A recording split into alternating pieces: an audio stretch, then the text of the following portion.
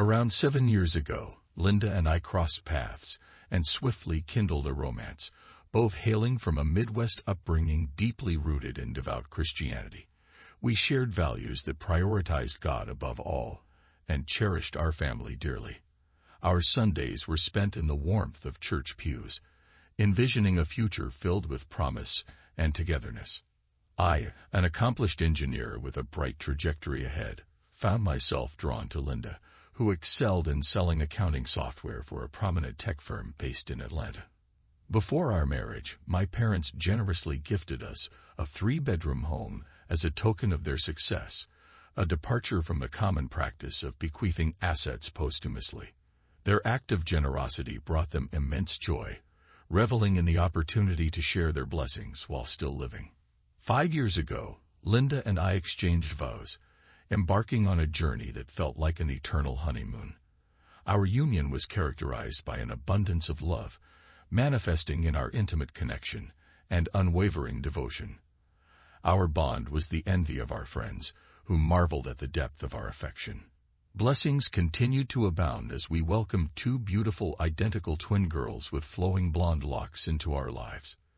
Parenthood transformed us as we poured our hearts and souls into nurturing our daughters and providing them with a nurturing and loving environment. Our lifestyle might have seemed mundane to some, but for us, it was deeply fulfilling. Most evenings were spent dining at home, reserving Friday and Saturday nights for outings, and Sundays were dedicated to church. We didn't chase after the social scene or follow fleeting fashion trends. Instead, Linda preferred conservative attire both at work and home, reserving anything more alluring for our private moments together. Trust and openness formed the cornerstone of our relationship. We shared everything, creating a rock-solid foundation for our marriage. Linda was naturally affectionate, showering me with tender touches, kisses, and warm embraces, which I cherished deeply. Our emotional connection was profound, and we found solace in sharing our innermost thoughts and feelings. While raising twins posed its challenges, I relished every moment spent with them. Though it could be demanding for Linda, I gladly stepped in to ease her burden and lend a helping hand whenever needed. Together, we formed a formidable team, resolving any issues that arose before they could escalate. With Linda by my side and our twin girls in our lives, contentment overflowed, making every day brighter and more fulfilling. Just a week prior to the annual trade show, Linda received an unexpected call informing her that she was required to attend the 3-day event. With several colleagues out sick due to a virus, Linda was pressed into service despite her attempts to wriggle out of it. She expressed her apologies to me, lamenting the separation from our family. "Babe, I feel terrible about this. I hate leaving you and the girls for 3 days. I've pleaded with my boss, but they're really short-staffed. You know how much I hate being away," she explained, her concern evident. I watched as she packed for her trip, offering reassurances that we would manage just fine without her, though we would miss her dearly. With a heavy heart, I helped her with her luggage, seeing her off as she departed in the company's hired limo bound for the airport. Ours was a marriage built on trust and transparency. I never had reason to doubt Linda's fidelity. She was the epitome of a devoted spouse. Our bond was unbreakable, grounded in shared love for our children and a commitment to facing life's challenges together. So when I received an unexpected text from my colleague and friend, Ben, during the second night of the trade show, it shook me to the core. He was attending a cybersecurity event in Atlanta at the time. "Hey John, how's your weekend going, buddy? I'm enjoying some quality time with my girls. Linda's away at a trade show, so it's just me and the kids. Argue with the security convention this weekend." "Yeah, I am. You mentioned Linda's at a trade show, right? Do you happen to know which one?" "Yeah, she's in Atlanta this week, but I'm not exactly sure of the name. Her company's showcasing their products at the convention center. Why do you ask?" "Well, I'm at dinner with my group and, are you sitting down?" "Yeah, I am. What's going on, man?" Suddenly, my phone buzzed with 2 photos and a video, and I found myself rooted to my seat in disbelief. The first photo depicted Linda in an outfit I'd never seen her wear before, the shortest dress, paired with heels she rarely wore. Her hair and makeup were immaculate, and she looked breathtakingly beautiful. Initially, I thought it must be a doppelganger. There was no way it could be Linda. I chuckled to myself, wishing she would dress like that sometimes, but quickly dismissed the notion. My laughter ceased when the next photo arrived. A close-up of Linda seated intimately next to Leonard, one of her supervisors. My heart sank, and I couldn't tear my eyes away from the image. I desperately tried to find a rational explanation, but my hope waned as another close-up of Linda smiling at Leonard arrived. My heart shattered into a million pieces, but I clung to the faint hope of a reasonable explanation until another text came through a few minutes later. The video shattered my world into a million pieces. Seeing my wife, Linda, locked in an intimate embrace with Leonard, his hand on her breast, was like a punch to the gut. Tears streamed down my face, my heart raced, and a wave of sickness washed over me. As I tried to process the unimaginable betrayal, another text message arrived. "Dude, are you okay? What should I do?" Ben's concern echoed through the screen. "Can you still see her?" I asked, my voice strained. "Yes, I can," he replied. "I'm going to call her right now and just check in," I said, my hands trembling as I dialed Linda's number. The phone rang several times before diverting to voicemail. I left a composed message, masking the turmoil inside, and hung up. Next, I called Ben. "I just tried calling her." "What did she do?" "John, I'm so sorry about this." She took the phone out of her purse, glanced at the caller ID, and then put it back in. "I can't believe it's her, man. I've never seen her act like this or dress like that. I mean, I never realized how stunning your wife is. I'm sorry. I didn't mean it like that." "It's all right, Ben. Thanks for being honest and not keeping this from me. You're a good friend," I assured him, struggling to keep my voice steady. "I'll handle things from here. Please try not to let her see you, if possible. Let me know if anything else happens, but don't risk your safety. I'll take it from here, my friend. Are you going to be okay?" Ben's voice was filled with concern. "No, I'm far from okay, but I know what I have to do. I'll take care of it. I'm still in shock, and it's going to take me some time to process everything. But I'll get there. Thanks again for being there for me." "You're welcome. I love you, man. I'm here for you. Take care, Ben. Thanks again." I poured myself a stiff drink and sank into the darkness of the living room, grappling with the sudden collapse of my world in less than 20 minutes. I had been utterly clueless about any issues in our relationship. How long had this been going on? Had I been so oblivious that I failed to notice any signs? No, Linda had never given me any reason to doubt her. In fact, our relationship had felt stronger than ever over the past 6 months. Our intimacy had deepened, and our bond had grown stronger. None of this made any sense, and I struggled to comprehend it all. Over the next hour, Ben sent a few more photos and videos. Each one felt like a dagger to my heart. There was a video of them dancing intimately, his hand lingering on her backside. Another of them locked in a passionate kiss on the dance floor, and a photo of them lost in each other's embrace, unaware of the world around them. It dawned on me that they must have been so consumed by their kiss that they hadn't even noticed the music had stopped. I knew our relationship had reached its breaking point, but there were still so many unanswered questions swirling in my mind. As an engineer and a natural problem solver, I slipped into analytical mode and spent the next few days devising a plan. Surprisingly, Linda called me at 10 p.m. after the last standing photo arrived. Taking a deep breath, I composed myself. I couldn't afford to let on that I knew anything about her betrayal. "Hi, honey," she greeted me, her voice filled with warmth. "I'm sorry I missed your call earlier. I was in a meeting during dinner and couldn't talk. I miss you terribly, baby, and wish I was there with you, under the covers, showering you with kisses." I miss you too, Linda, I replied, keeping my tone steady. I love you so much. Thanks for calling. The girls are adorable, and I'll send you some photos. They're really missing their mom and asking for you. I tried to rearrange my schedule to come home tomorrow, but my boss insisted I stay here. I hate being away from you, darling. We'll celebrate when you get back, I assured her. Are you finished for the night? Yes, I'm getting ready for bed and gearing up for another long day at work. I love you, baby, and I'll call you tomorrow. Good night, Linda. I love you more than you'll ever know, I said before ending the call, my heart breaking anew. My words were sincere. I truly love you more than you'll ever know, I said before ending the call, my heart breaking anew. My words were sincere. I truly loved her more than anything, and I desperately wished this nightmare would end. Unable to sleep, I lay awake in bed well past midnight, consumed by thoughts of where she might be and what she might be doing. My question was soon answered when another text from Ben arrived.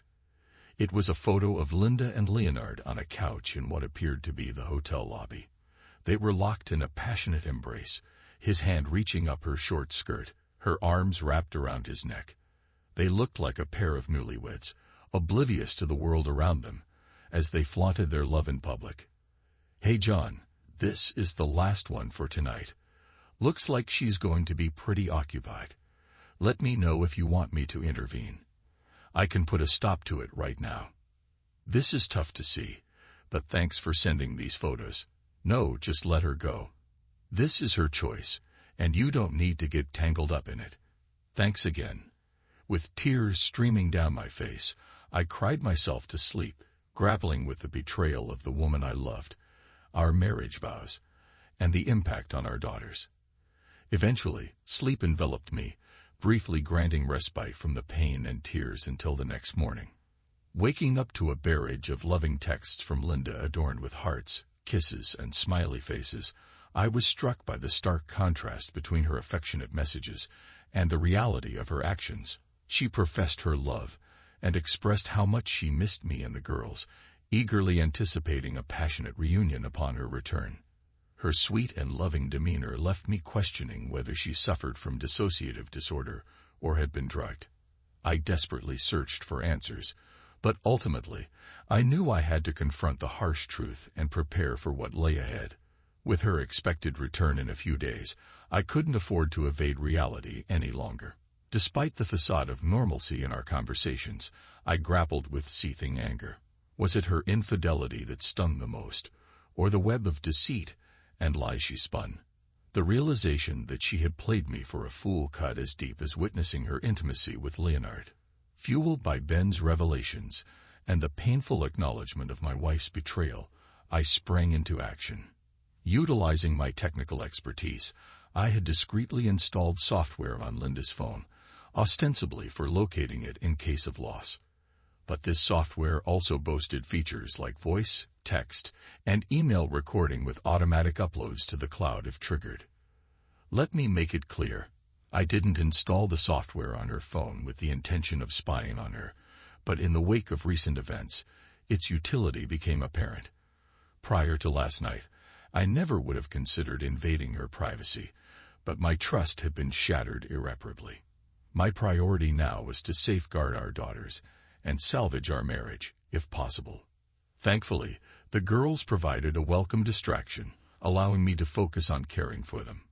Preparing breakfast, tidying up, and indulging in dull playtime were moments I cherished despite the exhaustion. Let me tell you, managing twin 3-year-olds is no joke. It's a serious workout. By 2 p.m., I finally managed to get them down for their nap after a hearty lunch. I took a quick shower, tidied up the house, and settled down to catch up on tasks. Linda's barrage of 6 affectionate texts promised a call at 5 p.m. after her workday concluded. After reading them, I accessed the cloud from my laptop, logging into her account to review everything recorded since activating the spying software. Shock washed over me as I delved into the messages exchanged with Leonard. Here are a few excerpts. You were incredible last night. Baby, can't wait to relive it tonight. Thank you, kitten. I adore it. Shall we head back to my room after our meeting before dinner? Absolutely. But I need to check in with my hubby before we go. I should be ready by 5:15. Does your hubby suspect anything about us? Of course not. He believes I love him, and I'll ensure he continues to believe that. Our secret has remained hidden for over 6 months, and he's completely clueless. I know how to manage him, so don't worry. I had to halt my reading. Anger surged within me, threatening to engulf my rationality. Kitten. He called her kitten. That was my endearing term for her during our intimate moments. Had she shared that with him too? How blind had I been? What kind of fool had I become? After regaining a semblance of composure, I tentatively explored the other files, only to be met with further betrayal. The contents filled me with a primal rage that I could no longer contain. Slamming my laptop shut, I rose from my chair and screamed, the sound tearing through the air. Grabbing the lamp from the table, I hurled it against the wall with all my strength, shattering it into countless fragments. The anger I had suppressed for so long now consumed me entirely. I was poised to destroy the second lamp when the sound of my daughter's cries pierced through the chaos. Their tears shocked me back to reality, grounding me in the present. Hastily, I rushed to their side, cradling them in my arms until their sobs subsided. I allowed them to play in the living room while I sat on the chair, nursing another stiff drink, silently cleaning up the shattered glass from my outburst. In that moment, I accepted that my marriage was beyond salvaging. It was time to take decisive action. I lacked the strength to delve deeper into their conversations or examine any additional files. Instead, I allowed them to accumulate on the cloud. Deciding to play the role of the loving husband, just as Linda had deceitfully portrayed herself, I formulated a plan. My immediate course of action involved contacting a divorce lawyer and engaging a private investigator. Securing custody of my daughters became my paramount concern. They were the sole reason I clung to sanity in this tumultuous ordeal. During the 5 p.m. phone call, "Hi, baby. How are the girls?" I inquired. "They miss their mommy," Linda responded softly. "Oh my goodness, they're all I can think about all day long, and you, of course. I can't wait to hold you in my arms when I get home. I'm going to give you the warmest kiss you've ever received," she declared with affection. Playing along, I replied, "Oh baby, I've been thinking about you all day and can't wait to hug my loving wife." "Soon, baby, we'll be together again," she reassured me. Somehow, I managed to maintain my composure, and the call lasted exactly 15 minutes. At 5:15, Linda bid me farewell, saying, "I love you, John. I need to go now. The bus back to the hotel is leaving, and I have to catch it. I'll text you later. I love you." Yet another easily uttered lie. She was undoubtedly skilled in deception.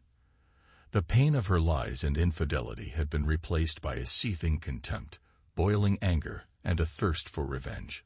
It was time to bring this woman to her knees and make her pay for her deceit. Despite my overwhelming love for her, this was the hardest decision I'd ever had to make.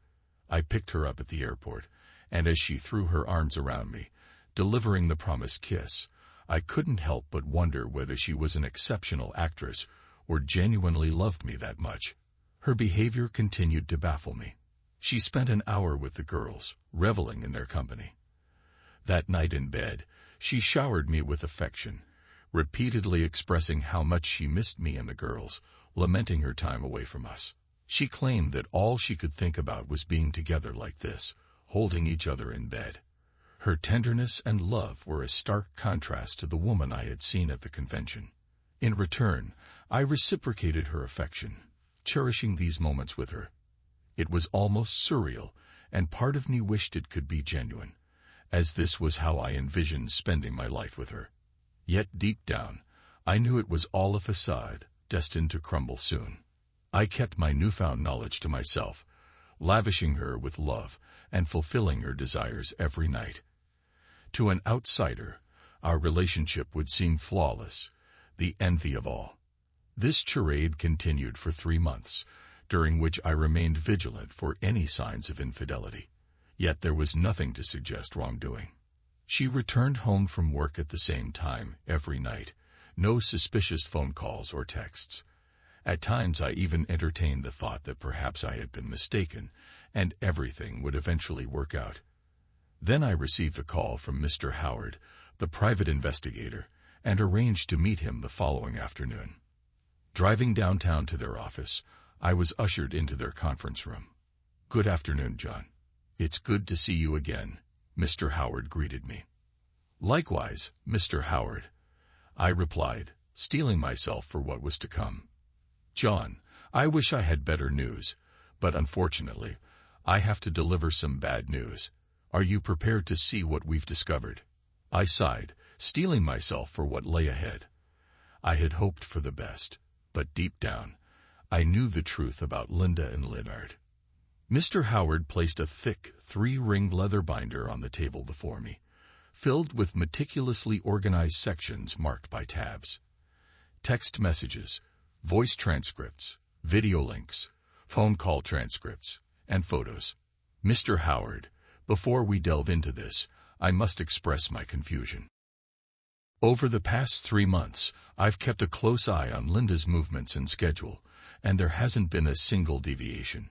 She has been the epitome of the perfect wife and lover, and none of this adds up," I confessed, my voice tinged with frustration.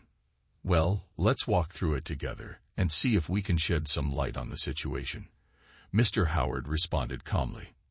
Unable to bear the weight of my own suspicions any longer, I had refrained from accessing the cloud files, clinging to the hope for a better outcome. Unfortunately, hope seemed increasingly futile. As Mr. Howard guided me through the contents of the binder, my heart sank. There were over 75 pages of incriminating text messages, 25 pages of damning emails, 75 pages of photos capturing Linda and Leonard entering and exiting hotel rooms, all meticulously time-stamped. Additionally, there were over 82 video links and 50 pages of recorded phone conversations. Linda and Leonard frequented this motel at least 4 times a week over the past 3 months. Mr. Howard explained solemnly. "You can see photos of them arriving every day at 1 p.m., spending an average of 2 hours together during each visit. Furthermore, it appears that during the last month, 2 additional men visited your wife 4 times a week. Do you recognize this person?" he inquired, gesturing to a photo displayed in the binder. "Oh my God, that's Michael Nelson, the CEO of her company. So she's involved with 2 men, and one of them is the CEO," I gasped in disbelief. "I'm afraid so. Based on the evidence from text messages, phone calls, and videos, it's evident that he was intimately involved with your wife," Mr. Howard confirmed gravely. "The video labeled Balcony captures them engaging in intimate acts, seemingly unaware that they were being filmed.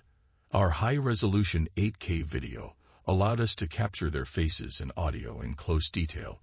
He proceeded to play the video on the 80-inch display, revealing the disturbing scene of my wife with her CEO on the balcony. Witnessing their actions up close, I felt a wave of nausea engulf me, forcing me to excuse myself from the room momentarily to compose myself. Upon returning, I urged them to continue, steeling myself to confront the harsh reality of my wife's actions. "Show me everything," I insisted, determined to uncover the extent of her betrayal.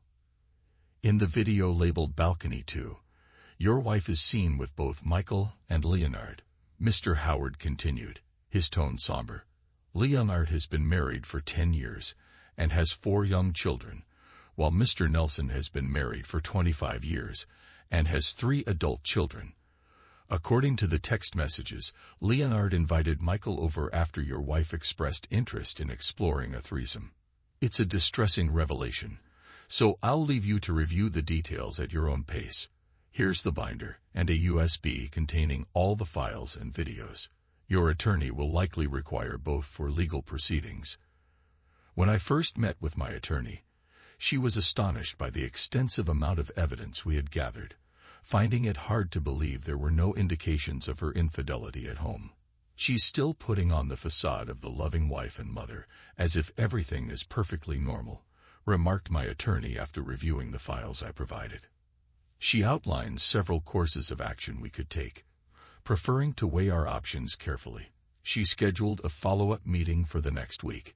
However, I urged her to begin the divorce proceedings at the earliest opportunity. As I left her office, a gnawing sensation in my stomach confirmed what I already knew. It was over long before these consultations. Watching those videos extinguished any lingering hope of reconciliation. I found myself asking, who is this woman? Later that evening, after putting our daughters to bed, we settled on the couch to watch a film I'd selected on Netflix called Unfaithful. I've heard good things about this movie. Let's see if it lives up to the hype, I suggested, pressing play. Given the film's theme of marital infidelity, I saw an opportunity to broach a sensitive topic. During the movie, I casually mentioned to Linda that a coworker had been showing interest in me over the past few months. Can you imagine me with someone else? I chuckled. Her response was unexpected. With narrowed eyes, she warned, "If I catch you even thinking about being with her, I'll make you regret it. You belong to me, and no one else." Her tone was deadly serious, leaving no room for misunderstanding. Despite my attempts to keep the conversation lighthearted, she remained resolute, adamant that she wouldn't tolerate any form of betrayal. "That really bothers me, John. Why didn't you tell me about her sooner?" "What's her name?" she pressed. "Linda, calm down. She's just an intern, a young girl who likes to flirt." I ignore her completely. "But what about you? You're the most attractive woman in your office. Surely someone there flirts with you," I countered. "Of course not. They all know I'm married, and that I would never cheat on you," she asserted defensively. "So in our entire marriage, you've never thought about being with another guy, or did anything? I mean, even a friendly kiss?" I cautiously approached the subject. Now she was really pissed. "Are you kidding me? Did you really just ask me that? I constantly tell you how much I love you. I'm always with you, and I can never think of being with another man." "You're an ass. I can't believe you asked me that," she retorted, her anger palpable. I apologized and agreed with her, attempting to diffuse the tension as we continued to watch the movie. I couldn't help but marvel at her acting skills. She was so convincing that for a moment, even I doubted myself. No wonder she excelled in her job, I mused silently. As things settled down, she snuggled back into my shoulder, and I seized the moment. I retrieved my phone, opened my text application, and selected the photo of Linda and Leonard hissing on the dance floor with his hand on her ass. I was engrossed in it when she noticed my distraction. "What are you doing, John? Why aren't you watching the movie?" she asked, her voice tinged with suspicion. "Because what I'm looking at is more realistic," I replied cryptically.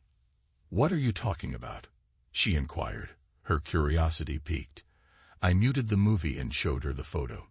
She froze, attempting to formulate a response, but no words came out. I continued to gaze at the photo, breaking the tense silence. "Wow, what a kiss you're giving, Leonard. I can explain. Where did you get that photo?" she stammered, her composure slipping. "When you were at dinner with your friend, Ben Brown, he was at the same restaurant and saw you with that guy. He texted me to confirm if it was really you or a perfect lookalike. Well, it was you, and he sent this over. Also, I must say you look very attractive in that dress. I've never seen you in a dress so short or revealing. I guess you wanted to impress your friend, but go ahead. Explain," I said, placing the phone back on my lap.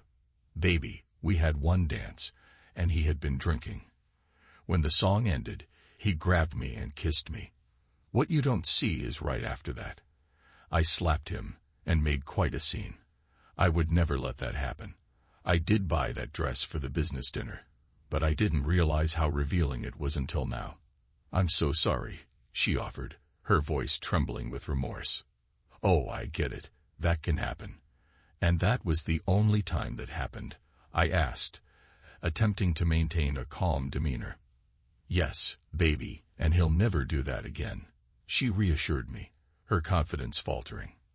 As the movie continued, I reclined back, quietly observing Linda's anxious demeanor. After a few minutes, I retrieved my phone and opened the video of them on the couch, Leonard's hand discreetly exploring under her skirt. I noticed her expression shift to one of apprehension. "What are you looking at now?" she inquired, her voice trembling. "Remember that night when you called me and said you had a long day and you were back in your room and going to sleep?" I began, knowing the gravity of the situation. "Yes," she whispered, her voice barely audible. "It's funny because I got another text from Ben 2 hours after your call, and this time it was a video. Want to see?" I said, hitting the play button, revealing the compromising footage of her and Leonard kissing intimately. "I can't wait to hear this explanation," I remarked with a wry smile. My anger had dissipated, replaced by a mixture of contempt and amusement at her reactions. "Oh my God. John, I'm so sorry." After we spoke on the phone, Leonard called and said we had to discuss an issue with one of the accounts that we were meeting in the morning. He asked me to come down to the lobby to prepare for the meeting. I can barely remember this video because I had several drinks and got a little drunk, she explained, her words rushed and panicked. I know the video looks bad, but nothing happened after that. I do remember going up to my room. I told him to stop, and I was happily married and left. "Nothing happened. You have to believe me," she pleaded desperately. "That's part of the problem, kitten," I interjected, deliberately emphasizing the name. I noticed her reaction, a blink of surprise, and continued. "The problem is that I always believed you, but you've lied to me twice in the last 20 minutes about some serious shit. Can you see this from my side? I'm alone by myself, and the love of my wife is kissy face with her boss in 2 photos, wearing the sluttiest outfit she's ever worn. How do you think I feel, baby? John, I love you. That was 3 months ago. Why didn't you say something sooner?" she pleaded, her voice tinged with desperation. "To be honest, I wanted to see if you would tell me yourself. I wanted to see if my wife was honest and transparent as we've always been with each other. But now I understand how things are between us. Are you lying about anything else? Are you having an affair with him? Do you love him?" I asked, confronting the uncomfortable truth head-on. I found myself toying with her emotions, relishing her confusion, and the performance she put on. She began sobbing, reiterating her love for me. "Linda, please stop telling me that you love me so much. I'm sure you do, and I still love you too. But that doesn't change the reality of these photos. I need to understand why, and if there's anything else you're not being honest about," I said, discreetly activating the voice recorder on my phone. "John, listen to me. Nothing happened. Yes, I guess I kissed him like you saw, but that was it, and each time I told him to stop. I'm not sure what Ben saw or told you, but you have to believe me," she pleaded. "Okay, stop crying, baby. I believe you. However, I'm puzzled by how you were dressed. You never wear anything like that for me, and you never do your hair and makeup like that either. Were you doing it for him? You didn't answer my question. Do you love him? Do you want to leave me for him, Linda? Please, I need to know the truth," I pressed, my tone unwavering. Her sobs resumed. "No, John. I only love you. I never want to lose you. Nothing happened, and I don't know why I dressed like that. It's so unlike me. Maybe it was because all the other women dressed that way, and I wanted to look as good. I don't know. I was a little insecure, I guess. I suppose I can understand that, and it makes sense. But why didn't you tell me about Leonard and your intimacy?" I inquired. "Since nothing really happened, and I put a stop to it, I didn't want to upset you. He's my boss, and I couldn't afford to lose my job if anything happened. If something did happen, I would have told you right away. You know that," she explained. I kissed her and held her gently as she cried. That night marked just the beginning of a month-long scheme of revenge. As we made love, I couldn't help but feel detached, envisioning myself not as her husband, but as one of her partners.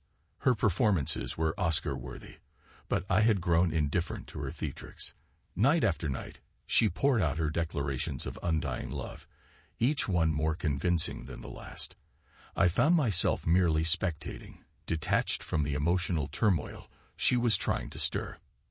The following morning, I couldn't resist checking the cloud for any correspondence between her and Leonard, and true to form, there it was. Oh my God, someone took photos of us at the convention and sent them to John. His friend was at the restaurant and saw me without John. I'm not sure if he knows, but the video showed us kissing while sitting on the couch in the lobby. Holy shit, now that you mention it, I remember some guy with a phone across from us watching, but I didn't think anything of it. What did John do? Nothing. I convinced him nothing had happened, and I stopped you. He has no clue that I spent the night in your room. I'll convince him it was the alcohol and make it up to him. He's easy to convince. Be careful, babe. We're on for tomorrow. I'll meet you there at 1 p.m. as usual. I can't wait. It's been too long. Love you, baby. Love you too, kitten.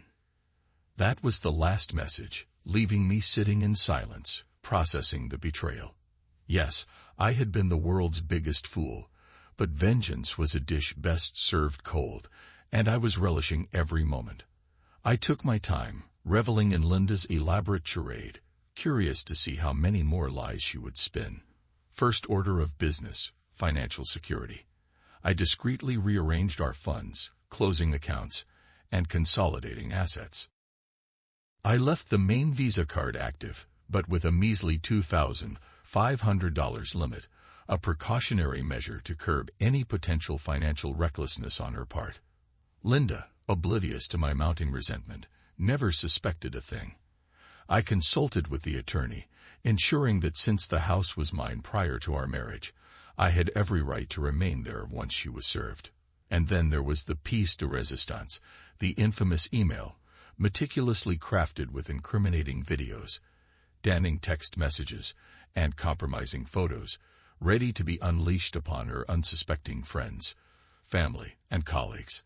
I decided to extend my revenge beyond just my personal sphere. With the help of my private investigator, I replicated the thick 3-ring binders filled with evidence for both Mrs. Nelson and Mrs. Edwards, the wives of Leonard and Michael respectively. I intended to share my agony with them, sending these packages out simultaneously with the serving of legal notices and filing of cases. My attorney and I devised a strategy to pursue public civil suits against Leonard, Linda's boss, and Michael, the CEO of the tech company. Given the prominence of the company on the East Coast, the involvement of its CEO promised significant legal leverage. We aimed to propose a settlement before going public with allegations of sexual harassment by executives. In parallel, we collaborated with child services attorneys to secure full custody of our children, meticulously preparing the required paperwork and compiling a comprehensive investigation binder. Despite the turmoil brewing beneath the surface, our daily routine with the kids remained seemingly normal. We shared meals, engaged in family activities, all while tiptoeing around the unspoken tension. My deliberate silence regarding the damning evidence must have been maddening for Linda, leaving her in suspense about my thoughts. I decided to inject a bit of amusement into the situation by posing some pointed questions. So Linda, has your boss made any advances since the convention? Anything you want to share? I already knew from her exchanges with Leonard that their illicit rendezvous continued unabated at the hotel. It was intriguing to observe how effortlessly she lied, and I found myself becoming adept at predicting her responses. With a composed demeanor, she replied, "No, nothing of the sort. It's strange, really. We both maintain a professional demeanor, as if nothing ever transpired between us. And truthfully, nothing substantial did.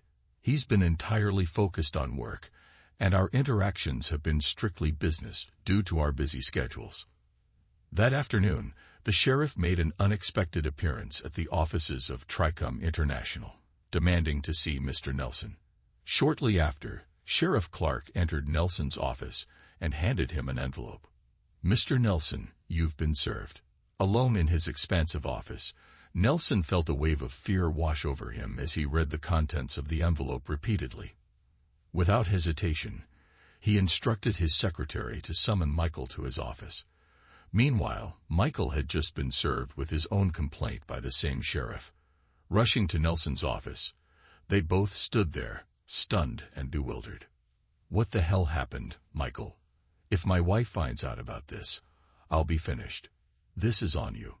You assured me that this woman wouldn't expose us. You better fix this, or I swear I'll make you and your family pay dearly. Do you understand?"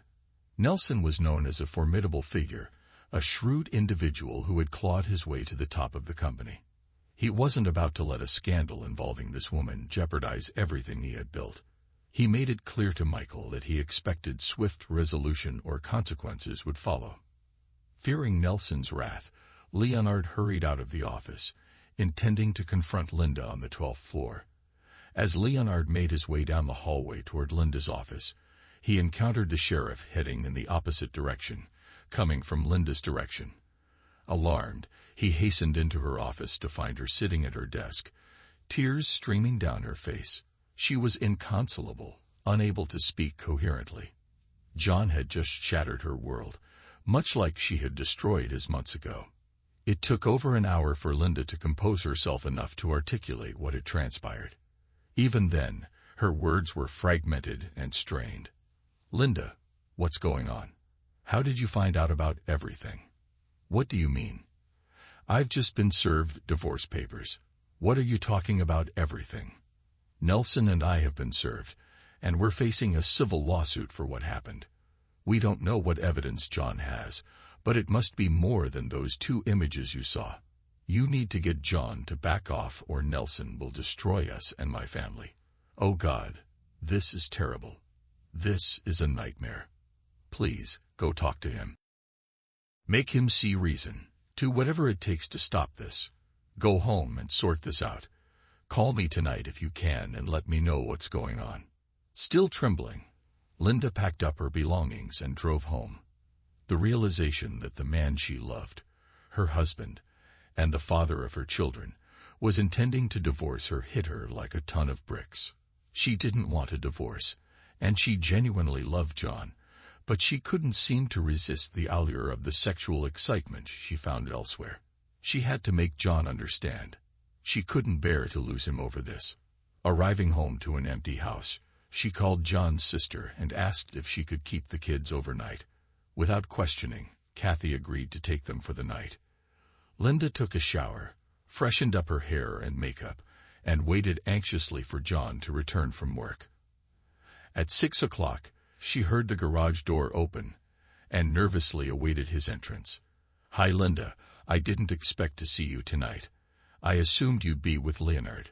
Oh, wait, he's married and has children, so I guess that might be awkward," John remarked casually. "John, please, let's talk," she said, taking his hand and leading him to sit beside her on the couch. Despite the turmoil inside her, Linda appeared composed and more put together than usual. She knew John expected this and continued to play the game.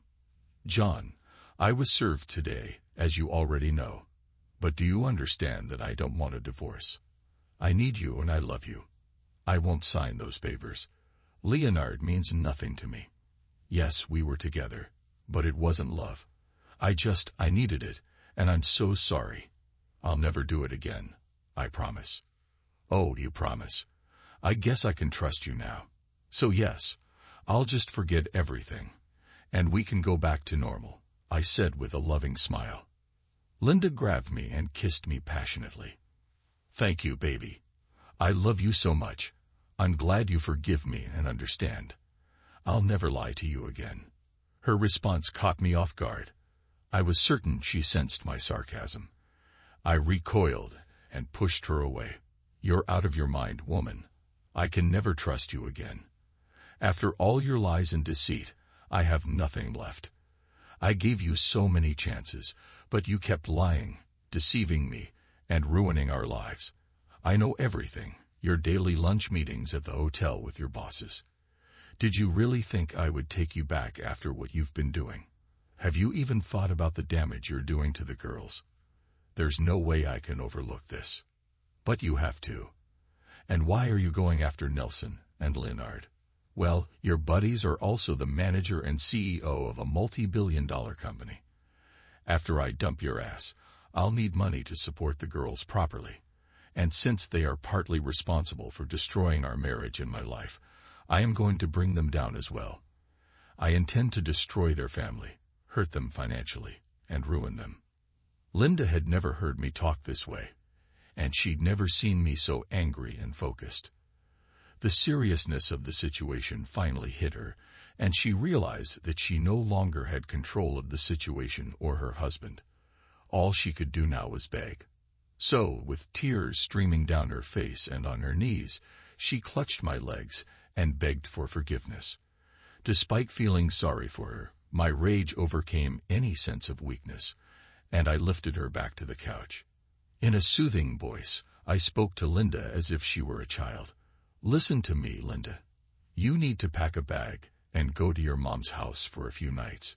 Get an attorney, and then we can set up a meeting to discuss things. In the meantime, a word to the wise, I suggest you stay clear of Michael and Leonard. Things are about to get ugly. Later that night, at her mom's house, Linda explained that she and John had a small argument and she needed to stay with her for a few days. At 11 p.m., she dialed Leonard's cell. Leonard quickly added Michael into a three-way call. Michael, are you there? Leonard, Linda, are you there? Yes, we're here. They both responded. Nelson initiated the conversation. So, Linda, did you get him to back off on the lawsuits and the divorce? No, in fact, he kicked me out and warned me to watch out, because it's going to get ugly, Linda replied tearfully. Nelson exploded. Jesus Christ, Leonard, what have you done? I swear I will have you and Leonard killed if my family finds out about this. I don't care what you do, but make this go away. Linda sobbed. There's nothing I can do. He's out of control and won't listen to anything I say. He's not even taking my calls or answering my texts. Nelson directed, Leonard, you need to fix this. Set up a meeting with John. Have him meet us somewhere. A bar. Loud, and the noisier the better. Linda, you will be there as well, and you will ask him to back off the lawsuit in front of us. If he says no, then Leonard and I will explain how unhealthy it would be for him and his family if he doesn't back off. I have people on retainer to fix things like this, and I won't hesitate to use them to save this from becoming a complete shit show. Leonard, you understand what you need to do. Yes, Mr. Nelson. Linda, you know what you have to do, right? Yes, Mr. Nelson. Get it done, and make it happen tomorrow afternoon. We don't have any time to waste. Get a meet tomorrow. Nelson abruptly ended the call. Linda and Leonard hung up a few minutes later, contemplating the situation. That night, when John listened to the call, he wasn't surprised by their desperation, and put his own plan together. As expected, the next morning, Leonard called John and requested a meeting to discuss a settlement. He suggested meeting at the Yard House at 6 p.m. that evening. John agreed and was at his private investigator's office at 4 p.m., getting wired up for the meeting with Leonard. They were using the latest technology with noise-canceling technology to focus on voice frequency to get clear audio, even in a noisy setting. The PI would also be there to film the meeting as a backup to the event. John walked in at 6:15, purposely keeping them waiting and giving his private investigator time to set up the video camera discreetly. Spotting Linda among them, he strode over to the group. Linda, surprised to see you here with your partners in crime. I guess that clarifies where your loyalties lie. Gentlemen, what's the agenda? Why the rendezvous? Nelson stepped forward. John, I'm Michael Nelson, and I initiated this meeting. Ah, so you're Nelson. You look quite different in person.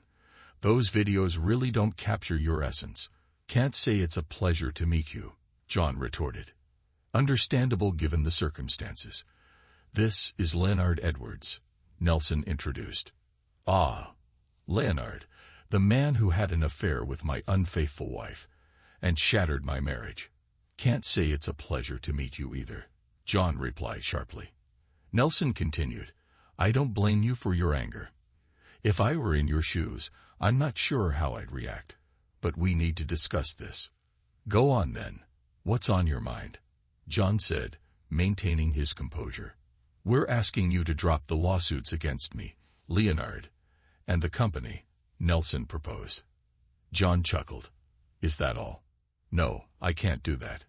Someone has to be held accountable for tearing apart the most crucial aspects of my life.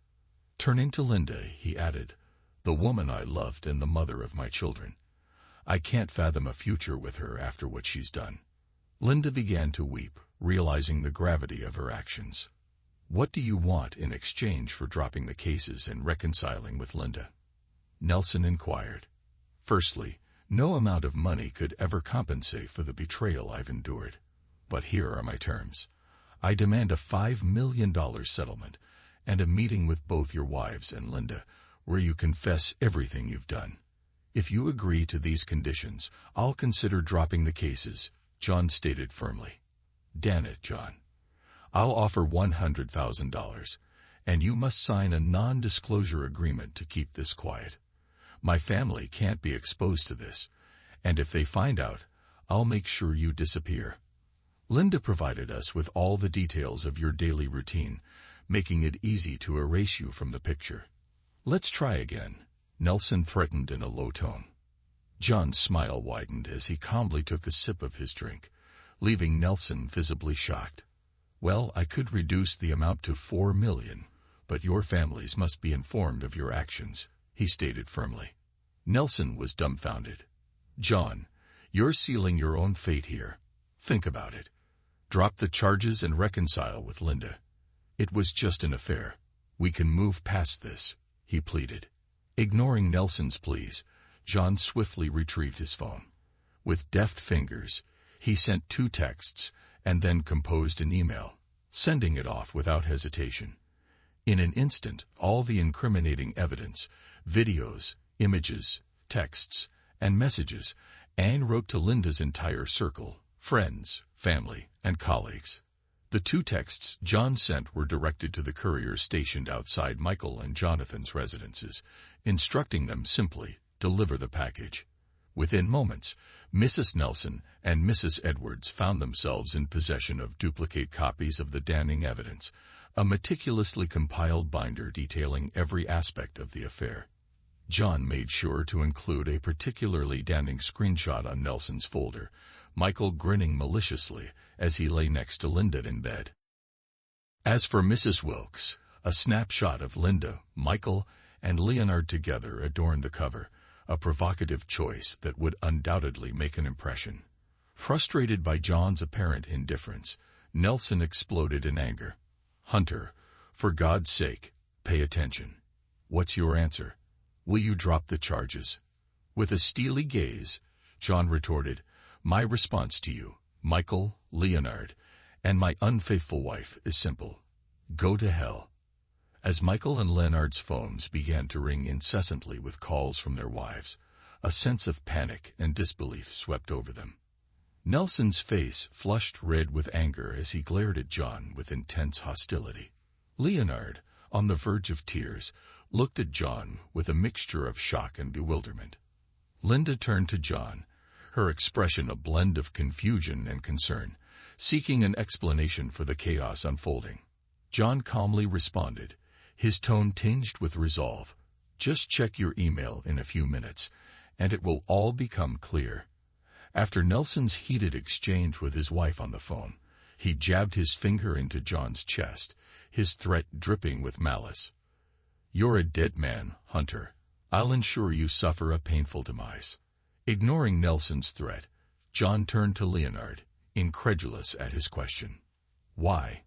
Seriously, you've been sleeping with my wife for the past 6 months, betraying me and jeopardizing my family. And now you're surprised that there are consequences. Everything I've sent to your wife was to expose the truth and protect her from the deceitful predator you've become."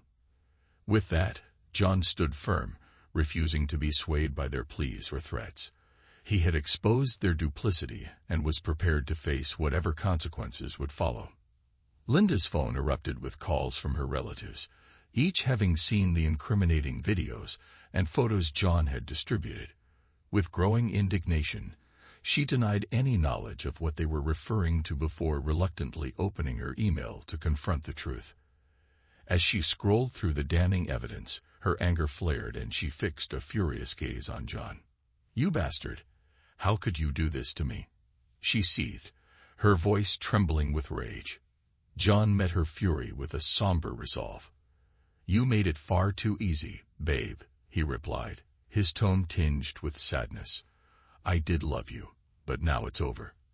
And once I hand over this audio recording from our meeting to the authorities, my lawyer believes I'll have full custody of our daughters. You'll be fortunate if you avoid jail time." He couldn't help but add a bitter note of irony.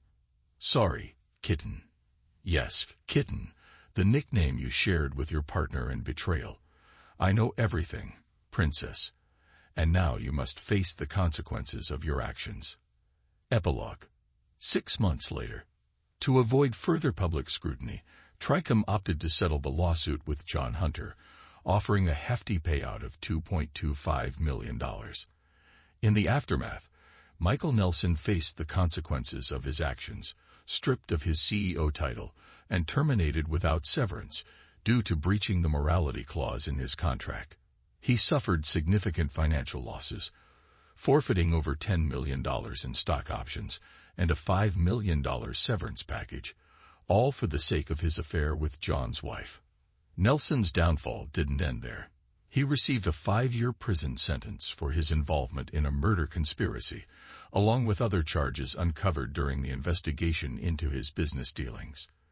Divorced by his wife during his incarceration, he emerged from prison destitute, with no familial support and nowhere to turn. The news of Nelson's downfall brought a sense of satisfaction to John, a glimmer of relief amid the turmoil he had endured. Meanwhile, Leonard Edwards faced similar repercussions.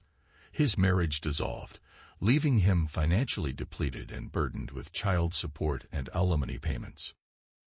Ordered to pay a hefty sum of $1 million as restitution in the civil trial for his role in the conspiracy and adultery, Leonard's life unraveled further. Jobless and reduced to working as a day laborer, he eventually succumbed to bankruptcy, finding himself homeless and living beneath an overpass near the day workers' pickup location. For John, witnessing the downfall of his wife's paramour brought a sense of closure and vindication. Despite the pain he had endured, knowing that those who had wronged him faced their own reckoning offered a semblance of solace, and he couldn't help but find himself smiling more frequently, a rare glimmer of peace amidst the chaos. Linda faced the consequences of her actions with a reduced sentence of 1 year of house arrest and 4 years of probation for conspiracy, thanks to John's intervention. However, she lost custody of her children, as John was granted full custody due to the evidence presented during the divorce proceedings. With no place to live, no alimony, and no child support due to her previous earnings being on par with John's, Linda found herself in a state of despair. She retreated to her mother's basement, abandoned by her family, and stripped of her visitation rights. The email John sent, containing incriminating evidence of Linda's affair and deceitful behavior, shattered any remaining support Linda had. Her family turned their backs on her, exacerbating her feelings of isolation and guilt. Plagued by remorse, Linda struggled with her mental health, spending time in psychiatric hospitals as she grappled with the consequences of her actions. Meanwhile, John focused his energy on caring for his children, now the center of his world. With the financial security provided by the settlements, he dedicated himself to his role as a single parent, supported by his sister and mother. Though the girls faced challenges stemming from their mother's actions, they had a strong support network to guide them through the ordeal. For John, while revenge provided a temporary sense of satisfaction, it could never fully mend the wounds inflicted by Linda's betrayal. Though he forgave her, the trust and love he once had for her had been irreparably damaged. The experience left him cautious and guarded, hesitant to open his heart again.